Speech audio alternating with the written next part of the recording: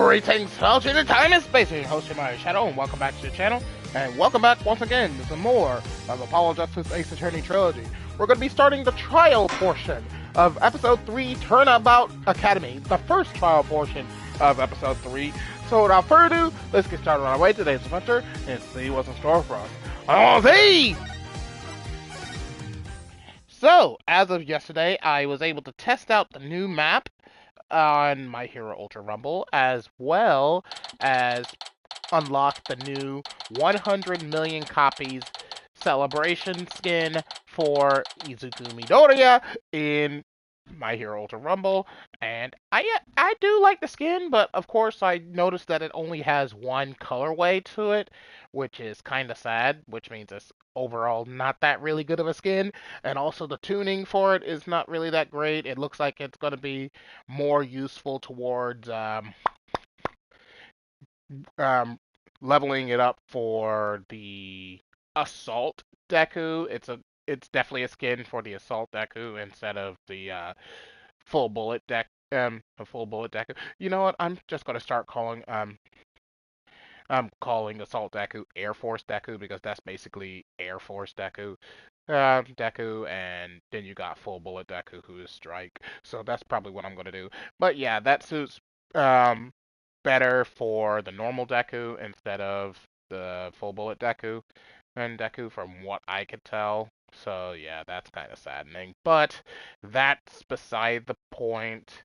I tried the new map and yikes, it is so damn cluttered. Like, oh my god, there is so much going on with that map. There's so many areas to explore, and then there's an underground level to it as well. I'm like, yeah, no, this is not going to be a fun map to try and wrap my brain around.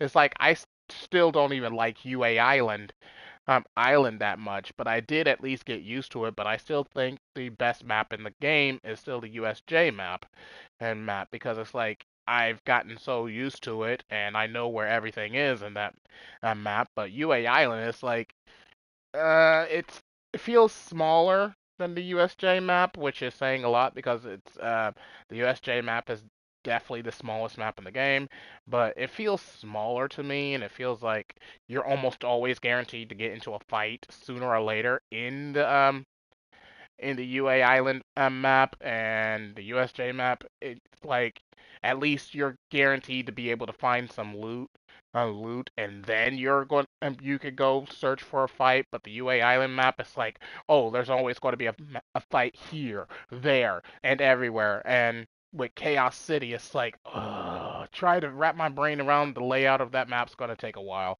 And unfortunately, I don't really dedicate myself to playing My Hero Ultra Rumble that much anymore because, again, I think I've moved on from the game. The game is in a state that I do not appreciate. And just recently, with the release of Season 9, there's even less reason for me to get on and grind daily for tickets like I used to because they have removed tickets from the daily and weekly listings, daily and weekly missions from the game, and all they give you is Battle Pass currency now, which is fair because they put a lot of rewards into the battle pass. They also increased the level cap for battle passes. Instead of it going to 50, it's now going to 70. But the problem I have with that is that that implies that once again they are leaning away from the game being free to play, and they are making it where in order to get anything now, we have to pay for everything. We have to pay for the battle pass. We have to pay for premium login bonuses. We have to pay to get crystals to pull on the gotcha. And the ticket amount looks like they've increased it, but again, they only increased it to about 750 50 tickets, which is about what, seven pulls pulls on the 10 pull banner. But again, chances are you're still not going to get what's on the banner anyway, so I don't know. Anyways, I'm getting distracted, and I'm getting frustrated because Ultra Rumble is a cesspool of frustration at this point. Anyways, October 25th, 9:47 a.m., District Court, Defendant Lobby number 3. Ugh, my butterflies have butterflies in their stomach. So, what's it like to have your very own case for the first time? My heart hasn't raced as fast as I ran that full marathon last year. If it keeps up, you might get a lawyer's high. You know, like a runner's high? Relax, everyone's nervous their first time. So my fears weren't unfounded. After all, today's prosecutor is so terribly brutal, they're willing to use any means necessary to win a conviction. There's that the end justifies the means concept again. Now that it's come to this, we have no choice but to fight fire with fire. The end justifies the means. I wish he'd stop saying that. That's your method, Professor. I'm going to defend Juniper in my own way. But Miss Sykes, just yesterday you told me. As a lawyer, what is it that you treasure beyond all else? That's an easy one, Professor. Seeking justice for my client. But if this trial proceeds in the same manner and ends in the same way as the mock trial, would you not lose everything you've worked so hard to gain? Well, I'll just have to make sure that doesn't happen then, won't I? My, but aren't you a stubborn one? Well, I suppose you will have to learn of your own inefficiency the hard way. Huh? Forgive me, Professor Means, but can we just leave it at that? Oh dear, please forgive me. It's just, I wish to protect Juniper by any means I can. I do too, but... Now, if you would excuse me... Ah! Thanks to him, I'm feeling even more pressure than before. Don't let it get to you, Athena. And don't forget to keep smiling. I'll be fine! And I haven't forgotten what Mr. Wright said. The worst of times are when lawyers have to force their biggest smiles. The trial is about to begin. I'll show you to the courtroom, if you please. Apollo, I'm counting on you to support Athena this time. Okay, Mr. Wright, leave it to me. That's right, I have Apollo to back me up. Junie's fate rests in my hands. I won't rest until she walks free.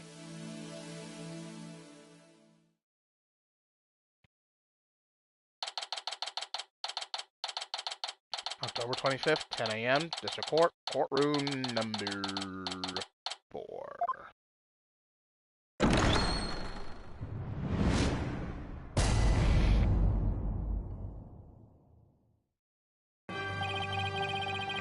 Court is now in session for the trial of Juniper Woods. Athena Sykes, the defense team leader is ready, Your Honor. That didn't sound very confident. You sure you're okay? I'll be fine.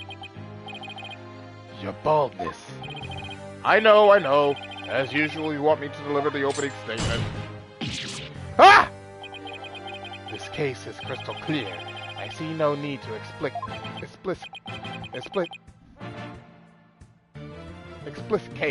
it further. Now to summon the witness.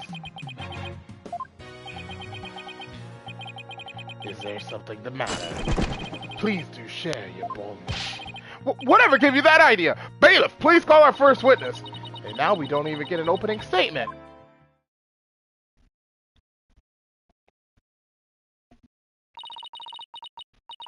Detective Fulbright, he and Prosecutor Blackwell have become quite the team. Team, you say? If only you knew.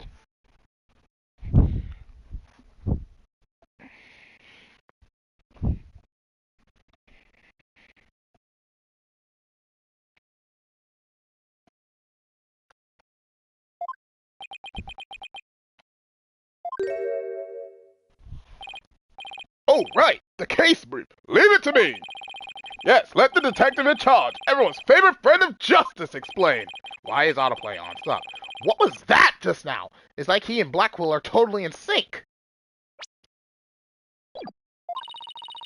Well, I don't think they're capable of mind melding, if that's what you're thinking.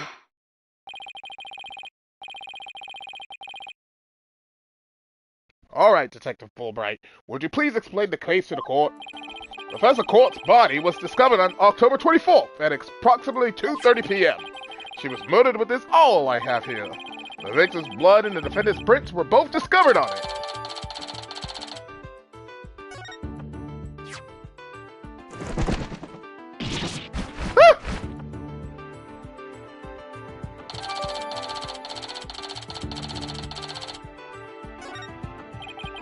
Wow, that bird can deliver evidence too? Blackwell has trained him well. Maybe Blackwell should train it not to mess up people's hair while he's at it. Moving right along.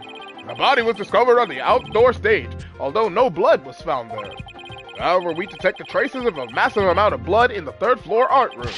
In short, the murder took place in the art room. So, then the body had been moved from the art room to the stage? Precisely! And there is one more piece of irrefutable evidence. A recording made by a tape recorder that a school paper reporter hid in the art room. It captured a female voice screaming, "You're a goner!" What's this? You have such a recording?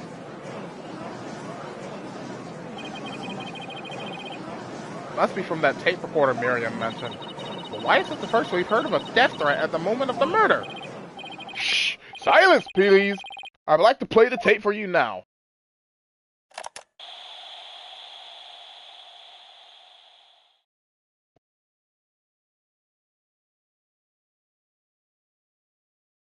You're a goner. It is quite hard to hear. But the voice does sound female.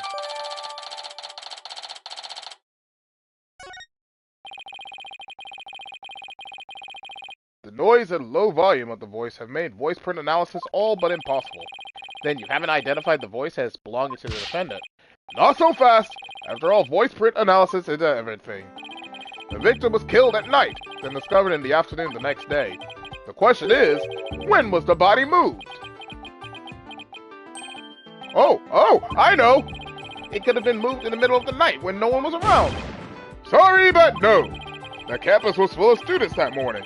However, no one reported seeing a body. That means the body was moved sometime before the mock trial when all the students and faculty were gathered in the lecture hall, and the rest of the campus was empty. It was during this time Hugh O'Connor, one of the mock trial participants, found the body. So the prosecution heard about Hugh seeing the body. Wait one moment. If all the students and faculty were gathered in the lecture hall, then there wouldn't have been anyone who could have moved the body. Ha ha ha! Have no fear, for there is always an exception. An exception? The 3 mock trial participants were standing by in individual dressing rooms. They were the only ones who had free access to the deserted campus before the mock trial. What? Then that would mean... What would that mean? Those 3 students were the only ones who could have moved the body. In justice we trust!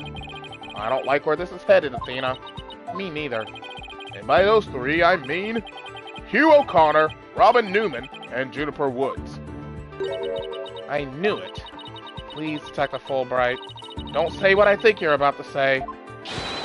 In justice we trust! I take it everyone understands now. The voice believed to be that of the murderer was female. And out of the 3 people who could have moved the body, just 1 is a girl. That leaves the defendant Juniper Woods as the only possibility. No! Impressive. He has you on the ropes even before any cross-examinations. You could at least pretend to be upset for me. A splendid job, Fulbright. That could not be any clearer. Feel free to anticipate a salary raise next month. Ha ha ha! I don't do this for the money. It's all about justice! In justice we trust! Not only a half-wit, but a perennial stick in the mud you are. I guess neither the carrot nor the stick works on Detective Fulbright. Now, bailiff, please bring our next witness to the stand.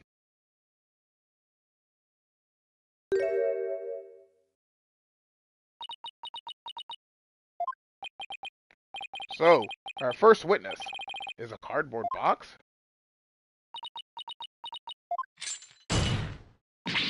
Ah!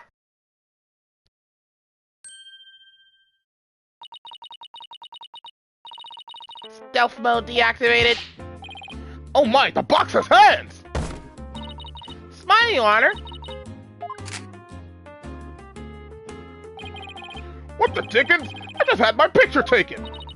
Miriam Scuttlebutt, senior at the Legal Academy. I'm a reporter on the judge course. Juniper's been a bad girl. I'll tell you all about her crime. Might I ask whether you could come out of that box? How will I get any more scoops if I blow my cover? So the answer is no. After all, covert action is an undercover reporter's bread and butter. The testimony from a faceless witness is highly irregular. A former ninja I met in the clink said that exposing those who work in the shadows is to pass the death sentence upon them. Oh my! I had never thought of it that way. Very well, if it would spare a life, I'll make a special exception this time. A former ninja in prison? Holy Shinto! How can the judge believe this load of crock? Now, your testimony, please. Oh, but take care not to reveal your face.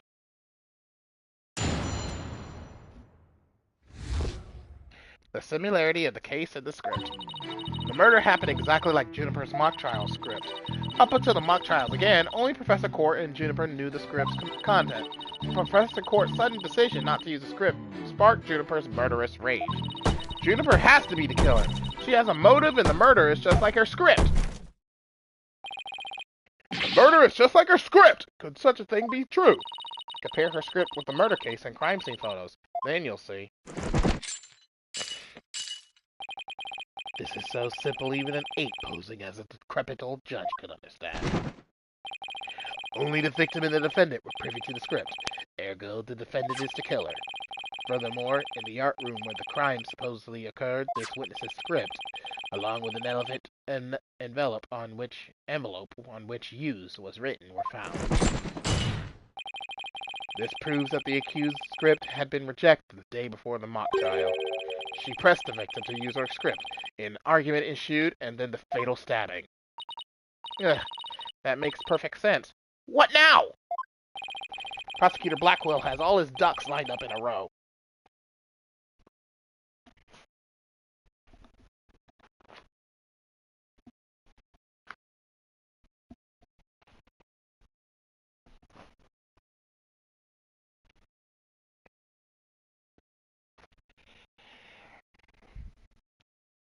He's really on a roll now. Give me a second. I need to make a phone call to my mother. Give me a second.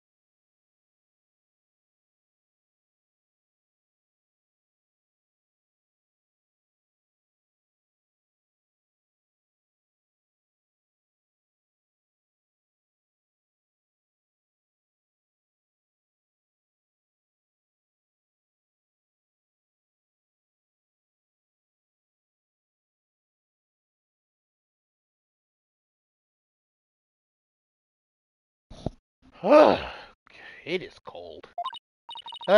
He's like a pit bull once it sinks his teeth into me. How dare she? My script had it all. A bum rap and phony evidence, grudges and betrayals. A trusted defense is ready to cross-examine the witness? No problem. I mean, yes, I'm ready. I think. Time to find a hole in her testimony and unbox the truth. I've seen it done over and over. I know I could do this.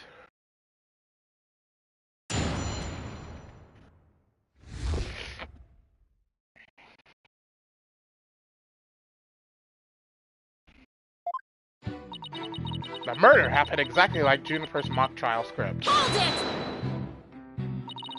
There must be places where the script in this case diverge. Don't sweat the details. That kind of stress will give you wrinkles. I'm not worried. My skin is as fair as silk. Objection! Indeed, you are quite fair. Fairly desperate. Objection! What did you just say? Black will really turn that one on around you. Whose side are you on? Hurry up and think of a clever comeback. Whoa, easy there, Athena. Now you listen to me. The two cases do indeed have their differences. For one, the stage hadn't yet been erected in the mock trial script. And in the actual case, there were signs indicating the victim's wrists had been bound. But such differences pale in comparison to the host of similarities. In any event, replicating the crime without knowledge of the script is an impossibility. Looks like I won't be passing this off as a coincidence. What a total burn! Try again, why don't you, pawn of woods?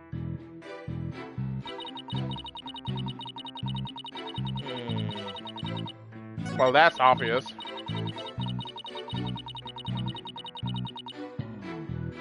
Sudden use of not wanting to use it. She perhaps the killer. She has a motive, and the murder is just like her script. What's her motive? Anyone who saw the mock trial could have recreated the crime. After they saw the mock trial, they could have easily staged the body just like the script. Weary is the trial which pits Hawk against the man. What did you just say? If he's so weary, he should try thinking less. I bet that saves some energy. This is no time for jokes, Apollo. He just called me a canary. Don't let him get to you. At least canaries pick up on things quickly, just like you. I shan't repeat myself, so listen carefully, Sykes Dodo. Hugh O'Connor discovered the body before the mock trial even began. How could one stage the body as it is in the script before anyone knew its contents? That's right. Do you even fathom the intricacies that go into staging a crime scene? No, I think not. You have the rudimentary mind of an elementary school child. Elementary school?! Reporter's testimony throws attorney Athena Sykes for loop. The perfect caption! How marvelous! A photo in the newspaper is just a thing to boost your brand. In a school paper? Seriously? I believe you've pressed the witness more than enough, Miss Sykes. Now do you see how clear-cut my case is? Take it now, and in that fair, desperate mind of yours. Etch it deep so you may never forget. No! No! Even my arguments get thrown back in my face. It wasn't supposed to be like this. What am I going to do? Athena, you should just about have all the answers you've been looking for now. Huh? Think about it this way. If the killer knew the details of the mock trial, would they really commit the crime in the exact same way? I don't follow. Try to place yourself in the killer's shoes. I bet you'll discover an inconsistency if you do. Ah! I get it! Thanks, Apollo! Miss Scuttlebutt, just so we're clear, you're claiming that the killer intentionally made the crime scene look just as it was in the script, and that it is beyond the shadow of a doubt not a coincidence. Is that correct? No, duh! After all, it's just more evidence of Juniper's evil she-devil ways.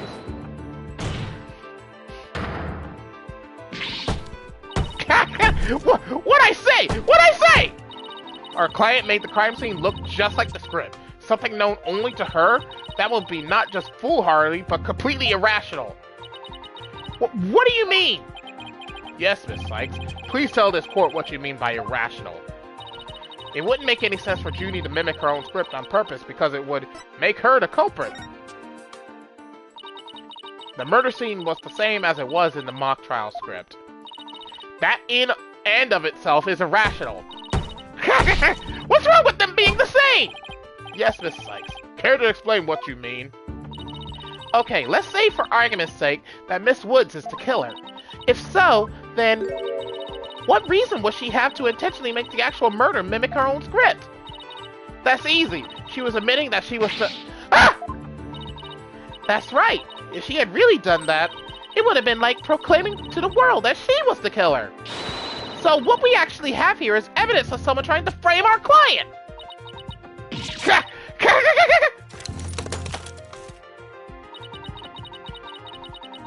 The body was found the day of the mock trial. In short, the day the details were revealed. So it would be completely inconceivable for the murder to go exactly like the script. Don't let it go to your head just yet! Objection! It would seem Justice Dono's comrade-in-arms has finally drawn a sword. However, the blade is dull. It shall remain so until you master its use. Enough with the stupid sword metaphors already! There's a perfectly good reason for the inconsistency of which you speak. Reason? What reason? Must I spell out everything? You are what people today call high maintenance. The accused had intended to stop the mock trial, and in that event, Maria's soul would have been the wiser to the similarities of Objection! No! The mock trial was only stopped after the body was accidentally Objection! discovered.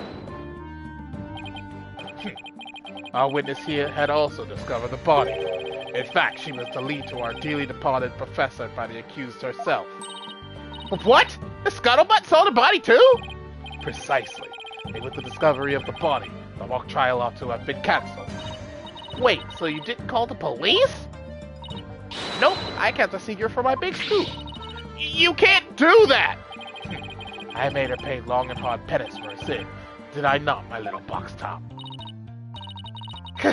Compared to the work of a war correspondent, the sheer terror of that was... Ah! Jeez, I wonder what the Twisted Samurai did to her. Block off all the holes in her box? And spin her like a top while Detective Fulbright cackled in delight? That sounds more nauseating than scary. Enough jabbering. Witness, continue your testimony. Sure, Mr. Samurai. I'm ready to finish off that she-devil.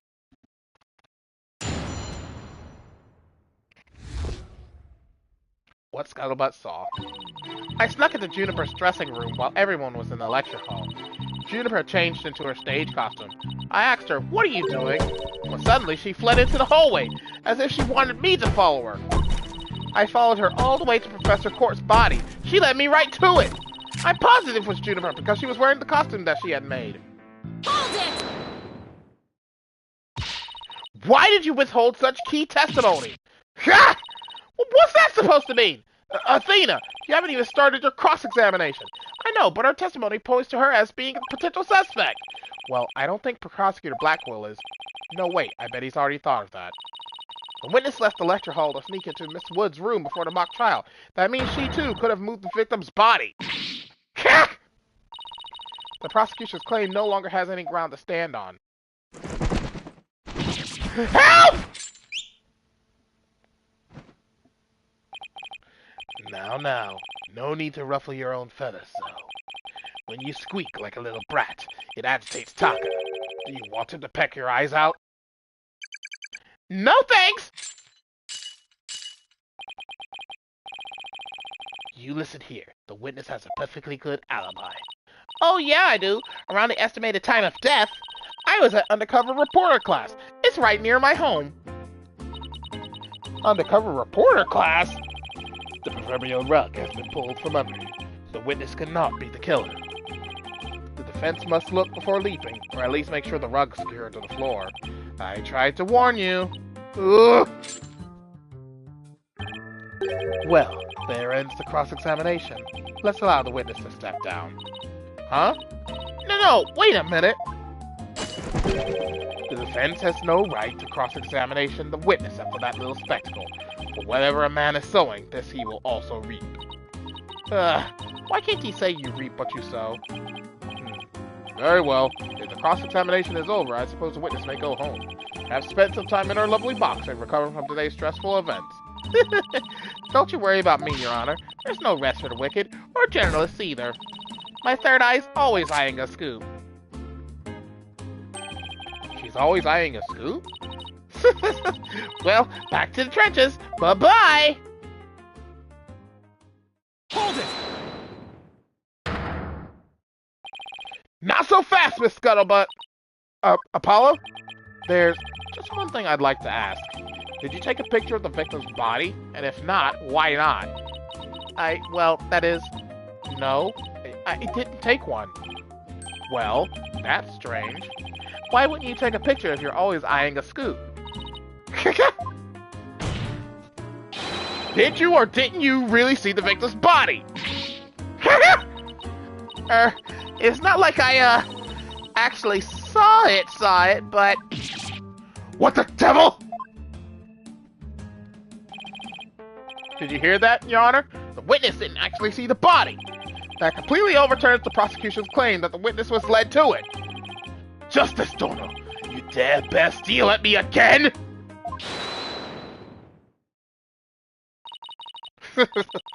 Nice try, Boy Wonder. So what if I didn't see the body? The fact remains that Juniper led me there. Feast your eyes on this.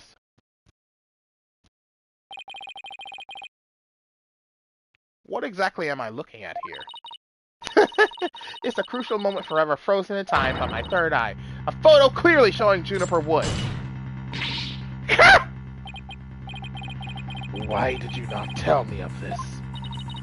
It's a shocking scoop I was saving for just the right moment. That would be right now, right here in court. Surprise! What'd I do? All journalists keep their scoops secret until the right moment. She's pretty brave hiding it from Blackwell like that. Or pretty stupid. Well, this is an unexpected turn. Athena, how about this picture? See how it only shows the back of the subject? Ah! So then... Right, who knows whether this photo shows Juniper in the first place? A completely irrelevant point. What is relevant here? There was someone who did try to lead the witness to the body. Take a gander at this, the route by which the accused escaped. The witness pursued the accused this way after she fled the dressing room.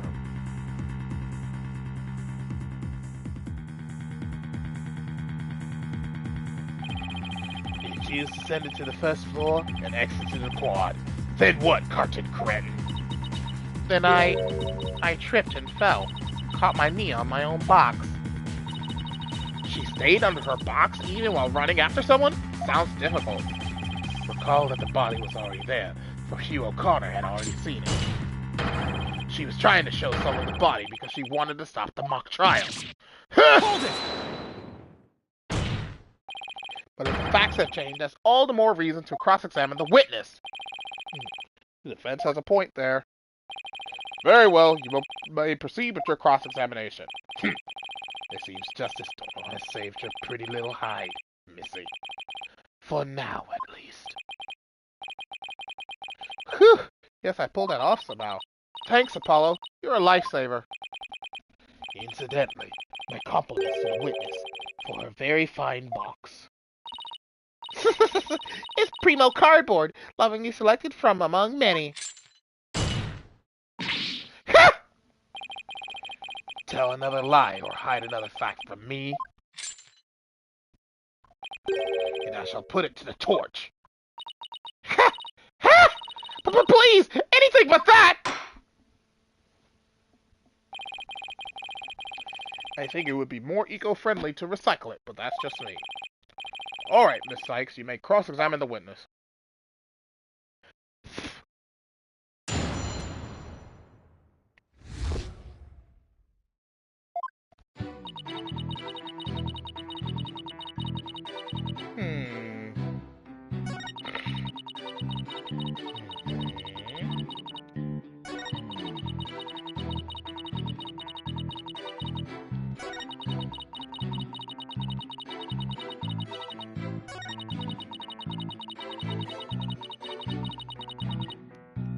Is she though? But we can't really tell if this is the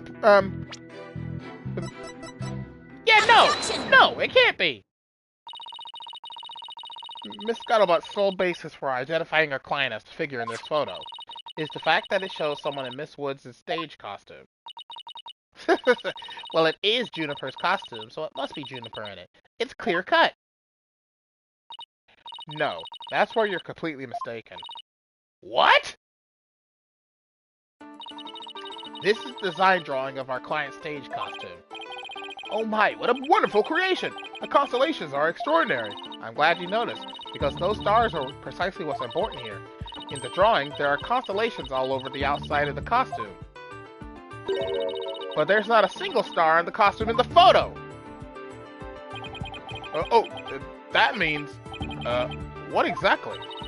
Your Honor, there were no other blue costumes at the scene, which leads me to believe that the figure in the photo was wearing our client's costume inside out. But why would Miss Woods make a mistake like that? Well, it's not really a matter of why, but rather, who made the mistake of putting it on inside out? Wait, you're not suggesting? That's right, I'm glad you're catching on. The costume designer wouldn't put her own costume on inside out.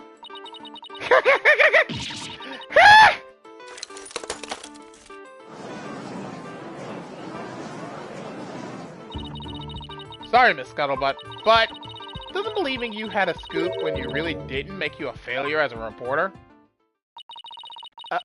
Failure as a reporter?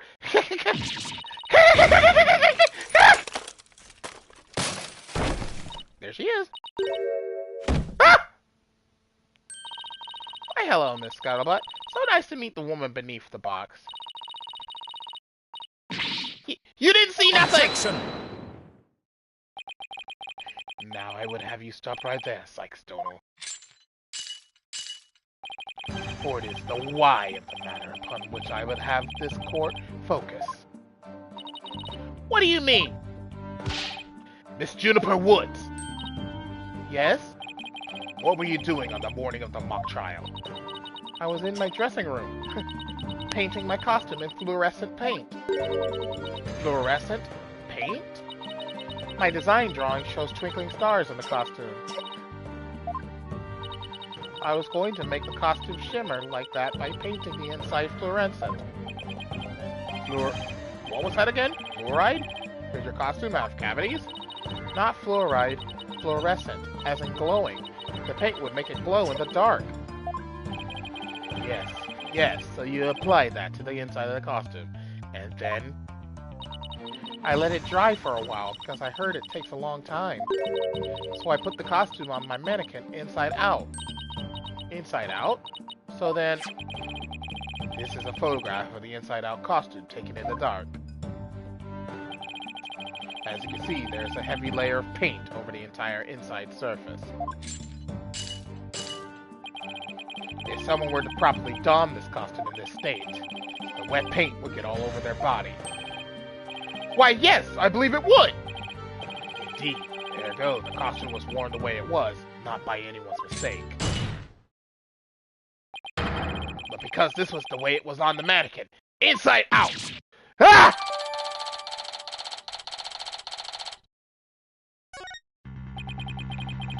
Figures he would have a photo.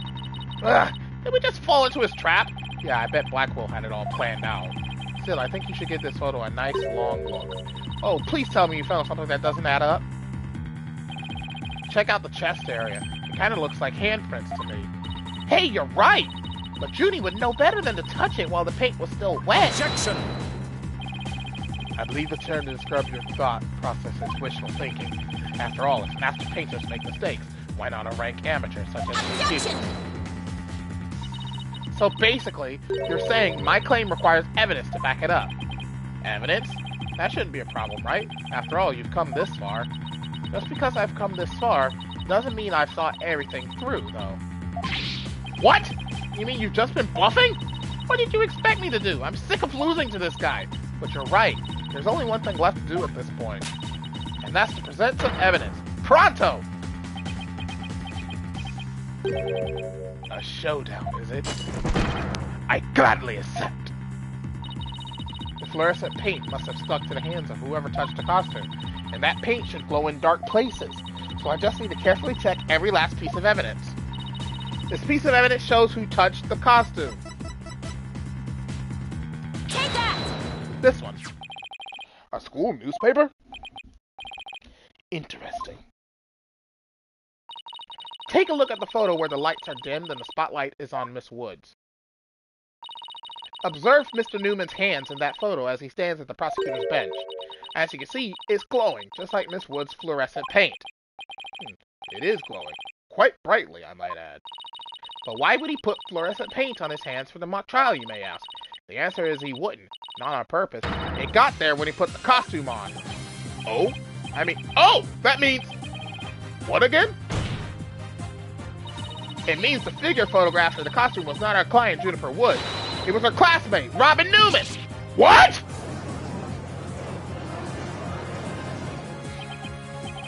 To think you were actually able to prove that.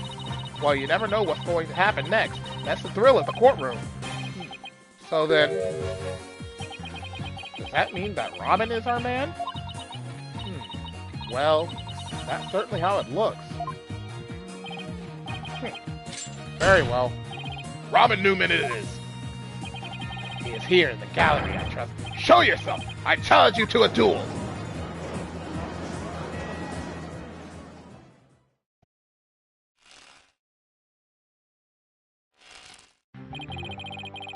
Will the witness please state his name and occupation? I'm Robin Newman! I want to become a great artist. I practice day and night. Yeah! No, that's not it. Art's gotta be sincere, man. So for occupation, should we put down budding artist? No! Theme is Legal Academy, Senior, Prosecutor course. This brace is proof of my masculinity. I've been training to be a prosecutor for 18 years. I assume you'll be cleaning up the pottery you smashed before you leave today. Ah! Oh, man! Ah! Ah! I know that's killing her. It seems the witness has finally settled down.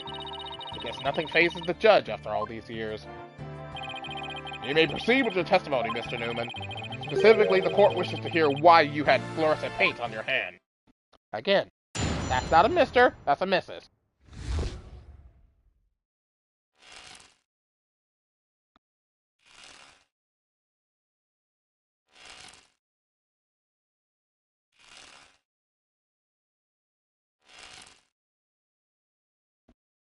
Why I touched the costume.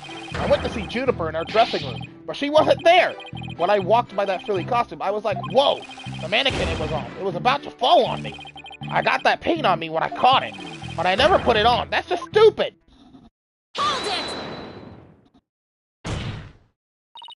Your Honor, I recommend a short therapy session for the witness. Hello, Blastlocks. Welcome to the live stream. Well, Mr. Newman does seem particularly agitated, but... No! Not again. What's his problem? I sensed it the moment Robin took the stand. The discord in his heart. So you think he might be hiding something? Probably. You ready, Mr. Newman? Let's see what the mood matrix can do for you.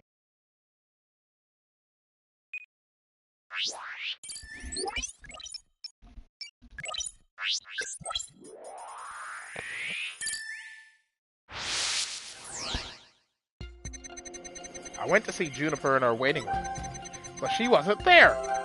When I walked by that frilly costume, I was like, whoa!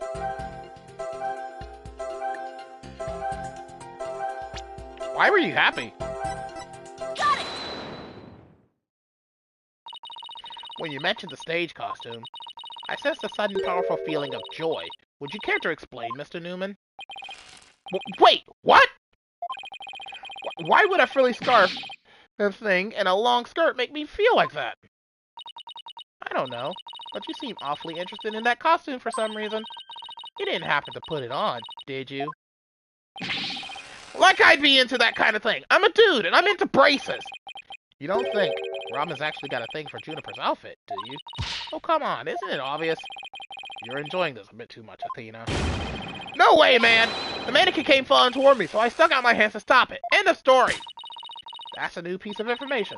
Time to run an update.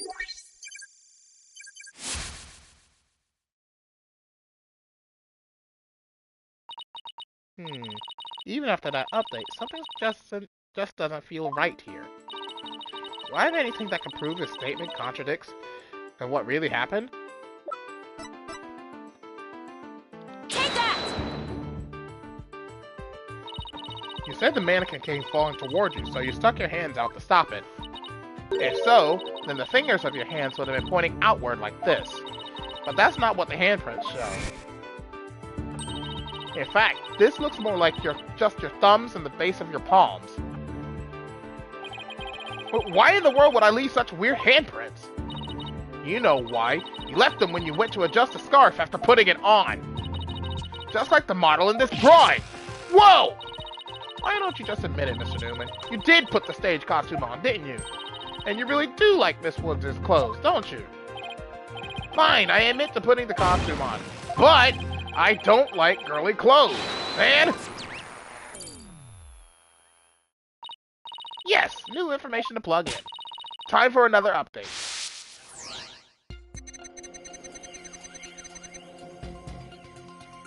I snuck in knowing the costume was there.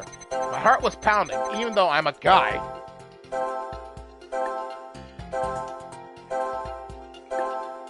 Really? Even though you're a guy, huh? There, another emotion that doesn't fit. So what? You're really starting to get on my nerves, man. Mr. Newman, you got excited when you put the costume on. But you also felt sad.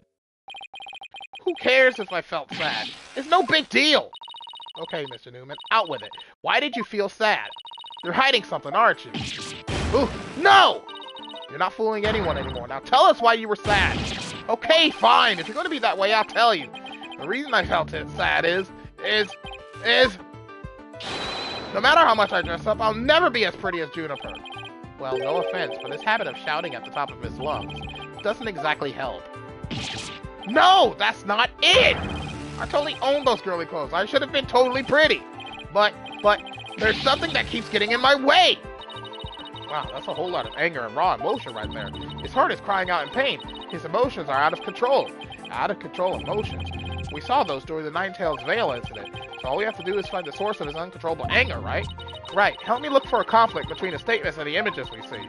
If we can find that, we can wrestle him away from whatever's tormenting him. Mr. Newman said that there's something getting in the way of him being pretty. Something that doesn't go with girly clothes. But what could it be? Fine, I'll testify, man.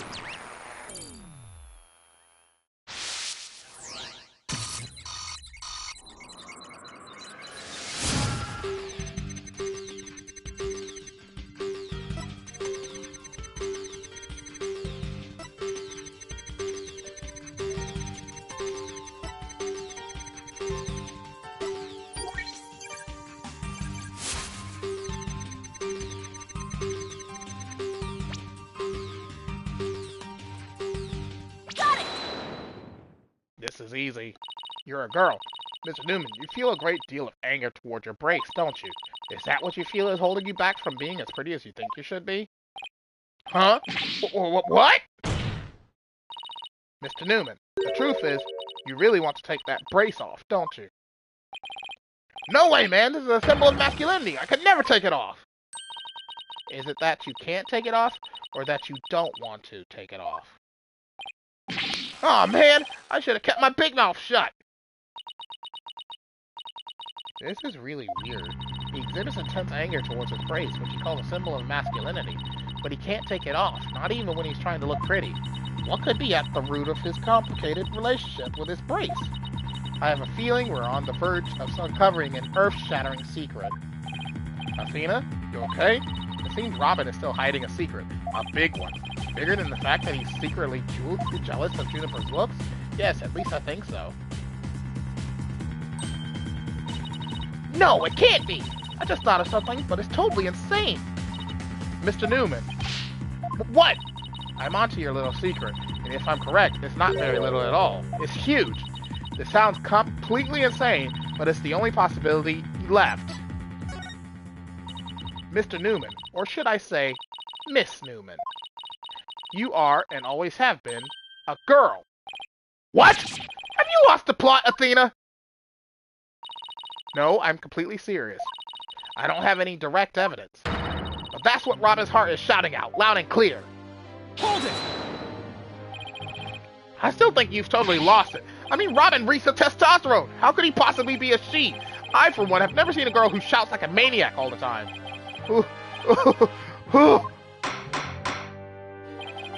I've seen plenty of witnesses in my day. But if he's a she, then she's the most convincing actress I have ever encountered. Therefore, let me pronounce my verdict. Robin Newman is, without a question, a man! You are now truly just as dull as equal in one area. You are just as equally insane. Never in the history of this planet has there been a finer specimen of the masculine spirit. They are girls!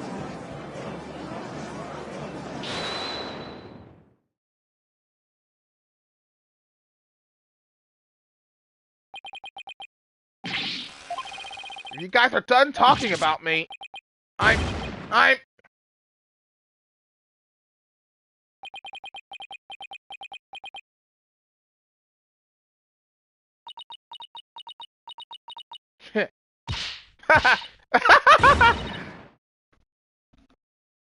They're a girl.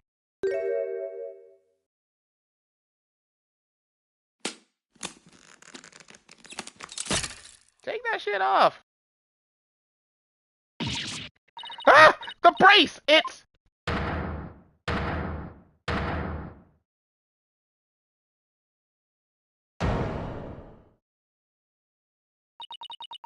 Miss Sykes, no. Allow me to call you Athena.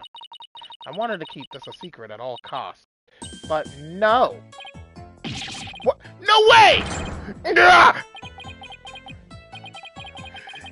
Surely this must be some kind of jest! Nope, it's for real. I'm a girl, body and soul. If you don't believe me, I'll give you a P-E-E-K. Ah! As if. What an amazing transformation! Well, all the discord is gone. The image is now complete.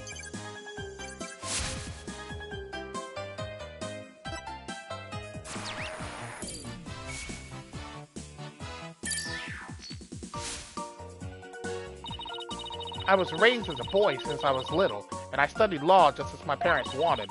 But now, this living lie that had me pinned to the ground, it's... Ah! It's been blown to smithereens by you, Athena. Now I can stop pretending I want to be a prosecutor. I'm going to be an artist. Yay!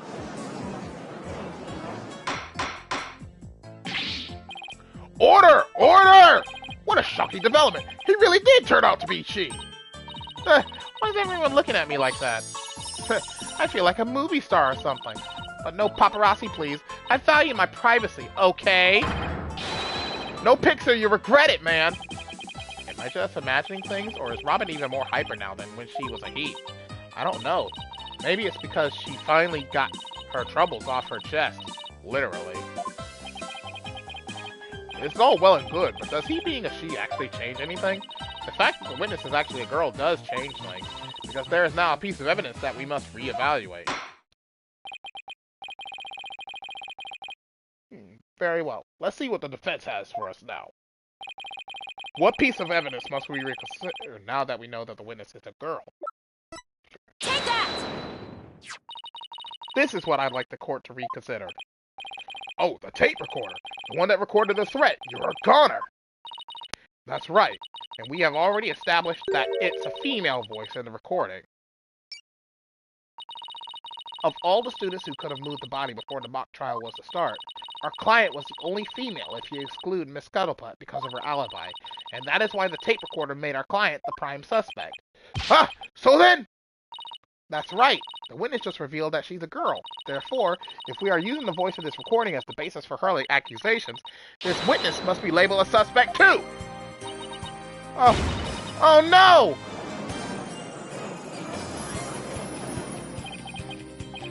Wow, talk about a sudden turn of events. You've done it. You found a hole in one of the prosecution's key pieces of evidence. Yeah, Well, wow, that was a lot of work for a single Objection! one. Not so hasty now. You're forgetting that only one person here was privy to the script. Ergo, Miss Juniper Woods is still the prime suspect. But Miss Newman hid the fact that she was a girl, both at the crime scene and in court. I say that puts her in camp suspicious. Huh! That's not nice, Athena. How can you accuse me of being a killer? I mean, I'm just a weak, innocent little girl. Just thinking about that murder makes me... Such an actress. Objection! Suspicious is as suspicious does. Undoubtedly, the witness does have some sort of connection to this crime. Perhaps our newfound lady is merely feigning ignorance. We can surmise that she lent some support to the principal offender, Juniper Woods, by leaving Miss Scuttlebutt to the body, and while making her accessory to the crime. How can you say that? I'm not an accessory to any crime, Mr. Birdman! But Birdman? In any event, with the witness as an accessory, it explains quite a bit, doesn't it not? Ah! He made it all make sense somehow! We'll keep accusing Junie unless we can somehow show someone else knew the script's details. But how could someone have gotten their hands on that kind of info? The only way they could have known what was in the script was if they heard it from Junie. Sorry, Junie, but you're not going to like this. Our client may have leaked the script's detail to someone. What the devil? And I know I shouldn't have, but I revised the script to favor the prosecution. But Professor Court noticed it immediately and changed it back. Miss Woods did not want Hugh O'Connor to win the mock trial. That's why I believe she leaked the details to the witness, Robin Newman. I get it. If Robin won, Hugh wouldn't be able to confess to Juniper. Right, Junie was probably trying to keep their friendship from becoming awkward. How could you, Thena? What a bunch of bull! I never heard a word about the script from Juniper. Never ever! You sure? Can you look me in the eye and swear you didn't? Bad Athena! You don't have any evidence!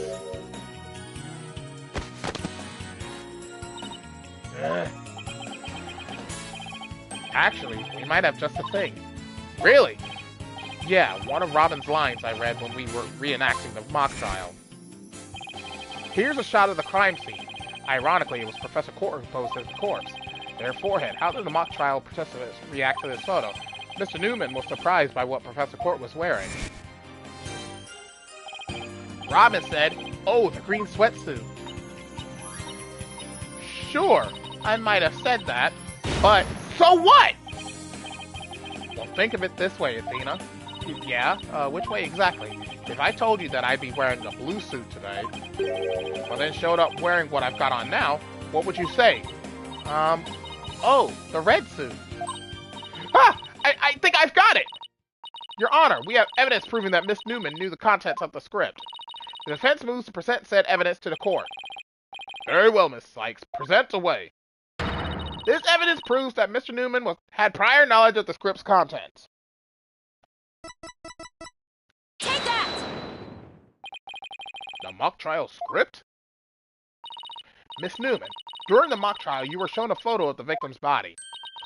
And reportedly, you reacted by saying, "Oh, the green sweatsuit." Oh, yes, I said that. What's your point? You seem to have some issue with the green sweatsuit, and I think I know why. The proof is in the script, specifically on the things to prepare page. Sweatsuit. Victim's outfit will be a red one from the prosecutor course. Ah! You were surprised because the sweatsuit in the photo was green. But if you didn't know about the script's content, then that shouldn't have surprised you! No! I thought we were friends, Athena! How could I have been so blind? In light of her privileged knowledge, I move to declare Miss Newman a suspect, Your Honor. You what?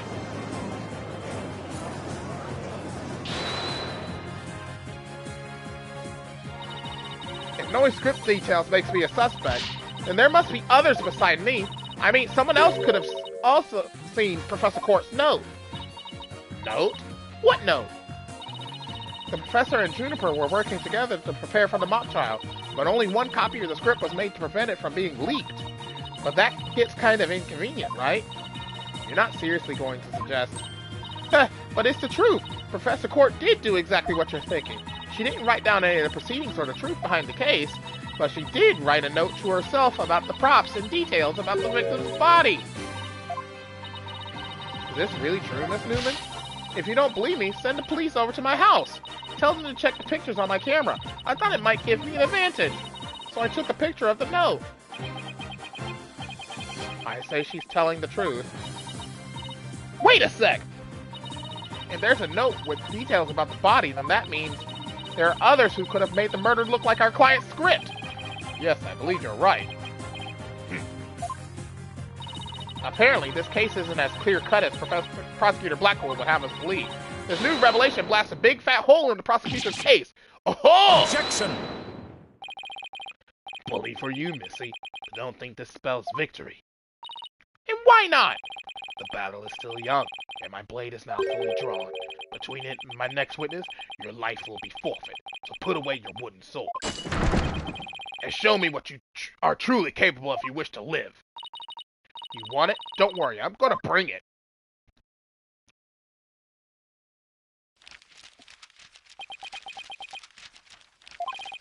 I already said I want nothing to do with this trial. How juvenile. It is not a matter of what you want, or you will cooperate, you O'Connor. Prosecutor Blackwell, why have you called this witness? And I'm going to pause right here for a second, because I have to go to the bathroom.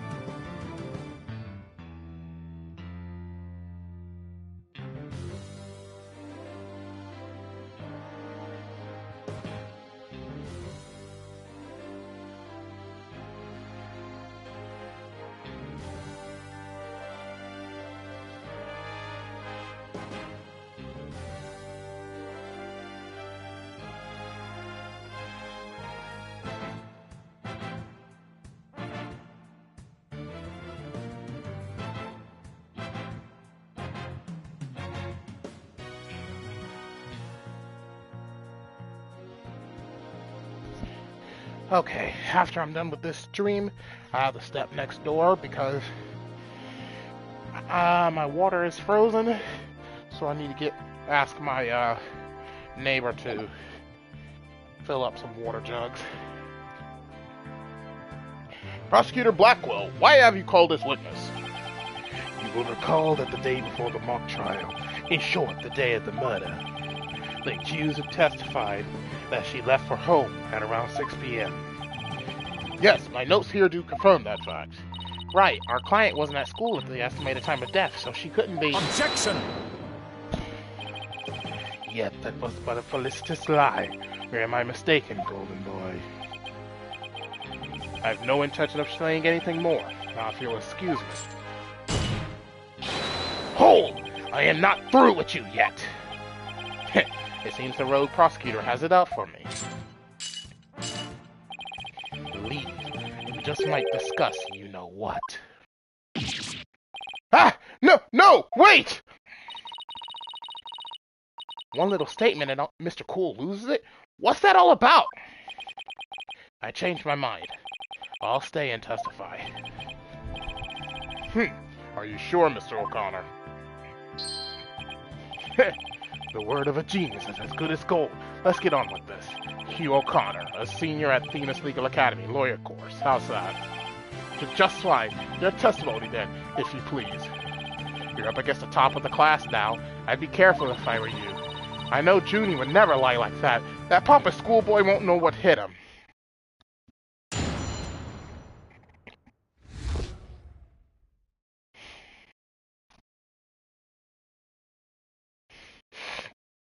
Around the time of the murder. To get mentally prepared for the mock trial, I meditated at the archery range till 7 p.m. At around 7:15, I went to the main building before going home. That's when I saw Juniper. We didn't say much as we passed by each other. She seemed her usual self. That's it.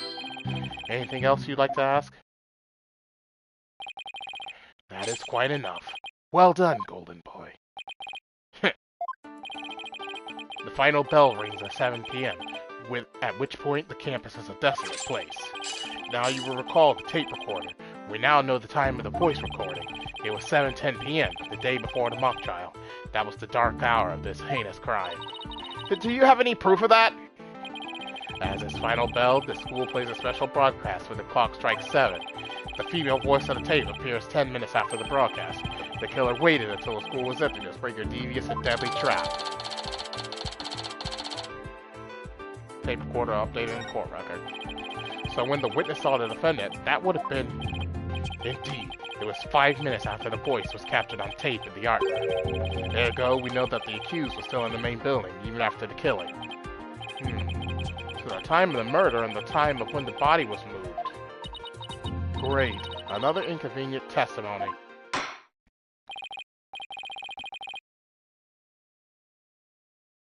Miss Sykes, your cross-examination, please.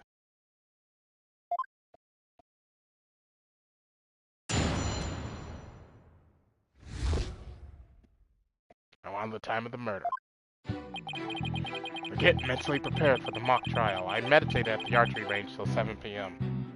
Well, this one's pretty easy.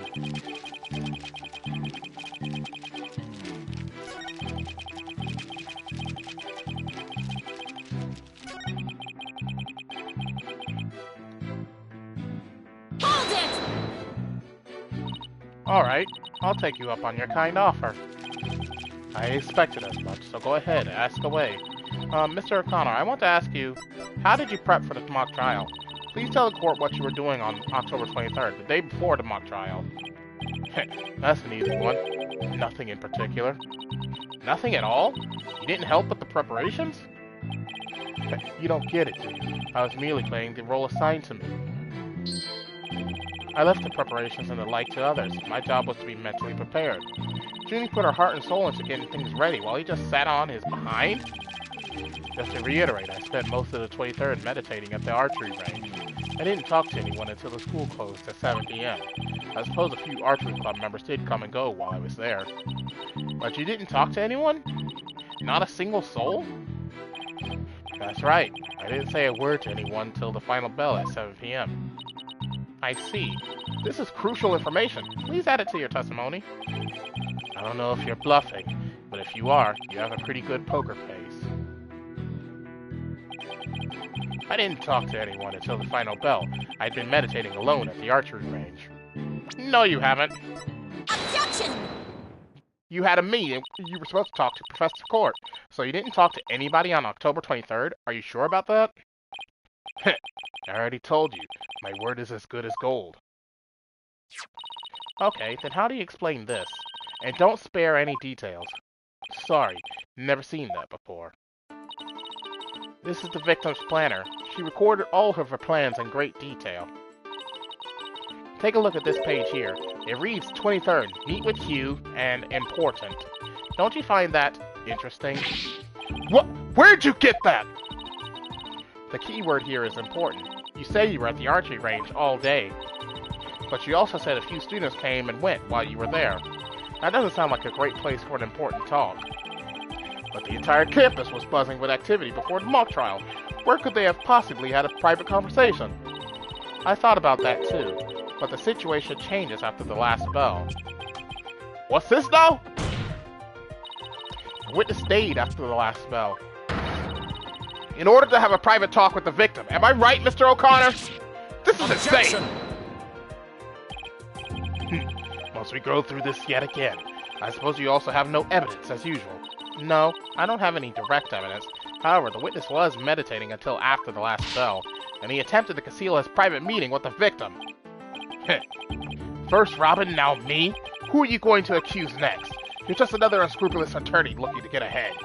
Don't let him get to you. He's definitely hiding something. I mean, he was supposed to meet with the victim around her estimated time of death. I had my suspicions about Robin, but Hugh seems just as guilty. These three are the only possible suspects, after all. Mr. O'Connor, answer me this. Did you meet with Professor Court that day?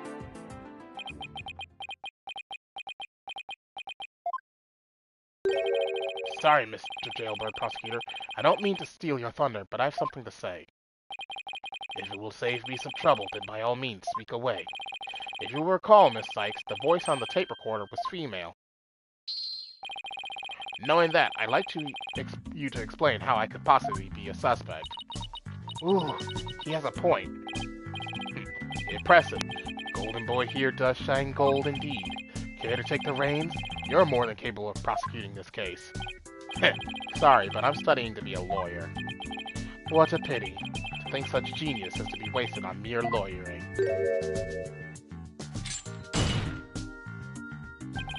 At last, your moment is here, Sykes Donal. Time to refute Golden Boy's statement, and prove that you're the young prodigy worthy of the badge on your lapel. Did he lay any more pressure on? The voice is unmistakably female, so there's no point in arguing about that. Yeah, you're right. In which case, to whom does the voice on the tape really belong to? The victim. Easy. The voice on the tape belongs to the victim. That's the only thing that makes sense. Objection! Are you mad? The voice on the recording says you're a goner. That is something a murderer shouts at their victim, not the other way around. Yeah, that is a problem. You're a goner. You're a goner. You're a goner. Athena? You're a goner. You a goner. Hugh a corner? Hugh O'Connor? Wait a second! Whoa, Athena, you're scaring me here. You're scared? I'm terrified for even coming up with this. With what? Prosecutor Blackwell, you want to know if I am worthy of my badge? Well, I'm about to show you why. Despite my age, I can wear it with pride. Oh, then I can take it you won't be changing your argument. Still, it stands that it's a bit odd for the victim to be the one yelling, "You're a goner." I agree, if that's what the victim is saying, but it's not. I assume you have something to back up your assertion. Miss Sykes? Not exactly, but you don't have to add fuel to his fire, Your Honor. If it is indeed Professor Court's voice on the tape, then she was shouting because she was scolding O'Connor. I would like to call one basic fact into question. Is that shout on the tape really saying you're a goner? What are you up to now, Athena? Professor Court's planner says she was supposed to meet with the witness for an important talk. Perhaps our witness, despite being a genius, had done something wrong. And this made Professor Court get angry with him during their private meeting. I don't see how this changes what we heard on the tape. Well, if you want to see how it changes things, then let's try a little experiment. Your Honor, I want you to yell at the witness as if you're mad at him. But, and this is important, use his full name! Oh, okay, let's see. Hugh O'Connor! What did I do to deserve that? Yes, like that. Now try again, but faster. Hugh O'Connor! Hugh O'Connor? Hugh O'Connor? Hugh O'Connor? Conor? Wait a second! No! This can't be! You think I'd spend the energy to lead you this far if it wasn't true? Ah, but it is, Your Honor. Humans are not perfect. That's a scientific fact. We sometimes mistake shadows for monsters, or the wind for voices. Now that you mention it, you can do this, Athena. Just give the old guy one more little push. The sound of the tape recorder never was the phrase, "You're a goner." That's only what we thought we heard, when it was, in fact, it was the witness getting yelled at. The court will note that this is different from the selective hearing men are so good at. What?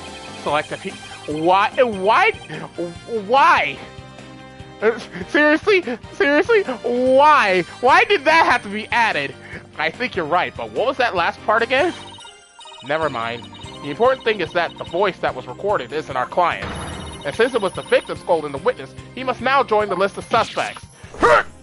Objection! I thought that testimony would suffice, but it seems it has come to this. I will not allow such malicious quibbles to upend this case. The prosecution has one final piece of evidence to present to the court. Evidence? What's he going to pull out now? Feast your eyes on this photo and let me see that incident look vanish from within them.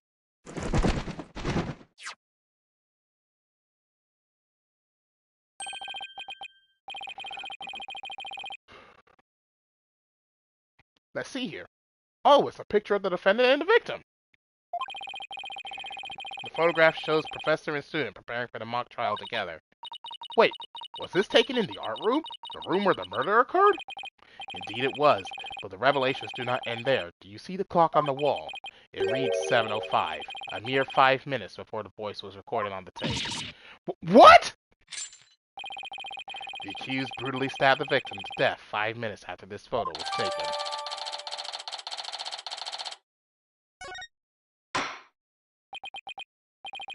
It seems the defendant's culpability in this crime is quite obvious.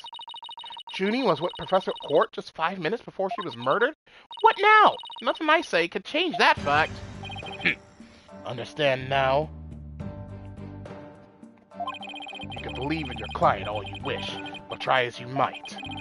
Such misplaced faith will inevitably be cut down before the cruel, steely blade of truth. Ah! Listen, Missy. The person you'd like to save more than anyone else in the world, I'd be willing to wager that your defense isn't what they desire. But I became a lawyer so I could... You still fail to understand? After so much pain and defeat, the courts are not the play yards of little children dressed as lawyers. So before you break your back in failure, run along home and grow up! Ah! Ah!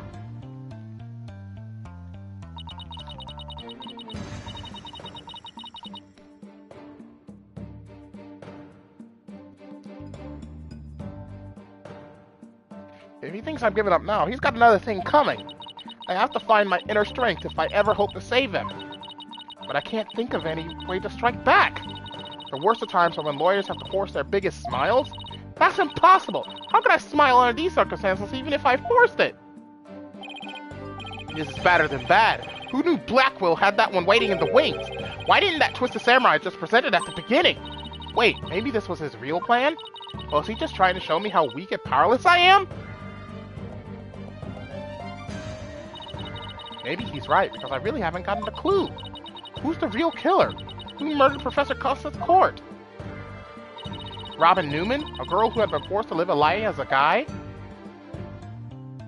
Or was it Hugh O'Connor, the honor student who had met with Professor Court? There seems to be little reason to debate the defendant's guilt any longer. The time for a verdict has come.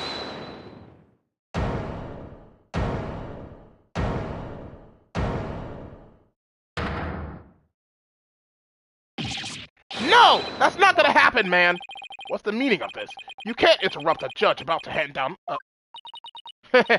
Maybe, but false verdicts are a no.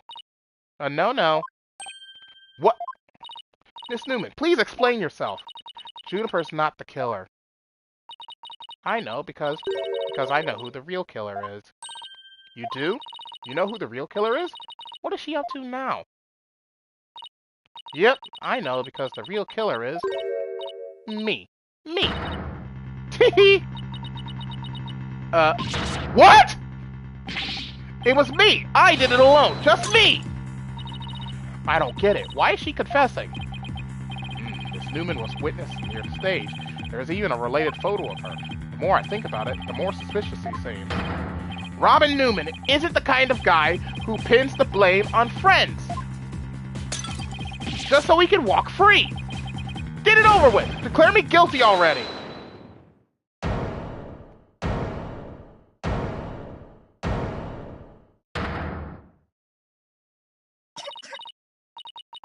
Please, wait. Juniper, what are you doing? Thank you for all you've done, Tina. But you'll have to forgive me. I can't let my friends take the blame any longer. Junie, no! Don't do it! Hugh and Robin have done nothing wrong. They have absolutely no connection to this case. The real killer is me. I alone am responsible for the entire crime. What? Objection! Junie, you know that's not true. Hurry up and retract your statement. I'm afraid it is true. Forgive me, Thena.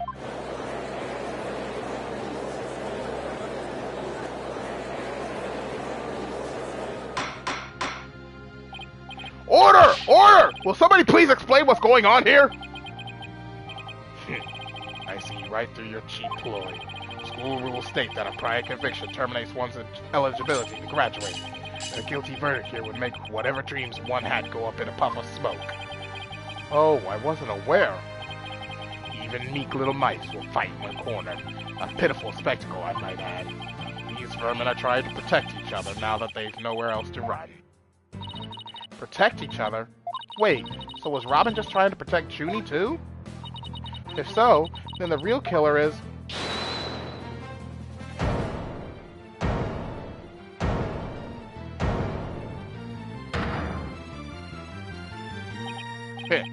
This whole thing's a joke. Uh-oh, now it's Hugh's turn. What? What is wrong with kids these days? I know what just crossed your mind, Miss Sykes. You think I'm the killer, don't you? Wow, he really is a genius. He even knows what you're thinking. I think it's about time I told you the truth. I'll even get right to the point. It was me. I did it. Wait. What?!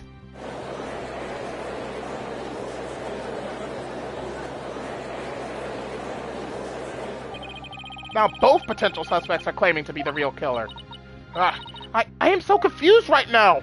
If you still have doubts, how about I detail my murder plot? It's absolutely genius.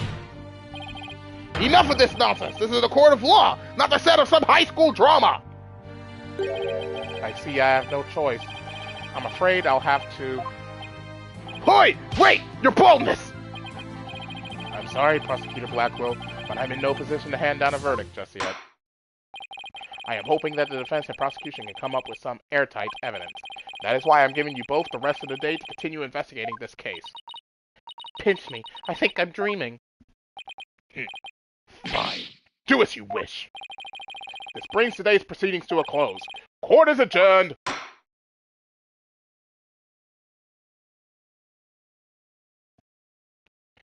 And this is where we shall be ending the live stream, and we shall be picking this back up tomorrow.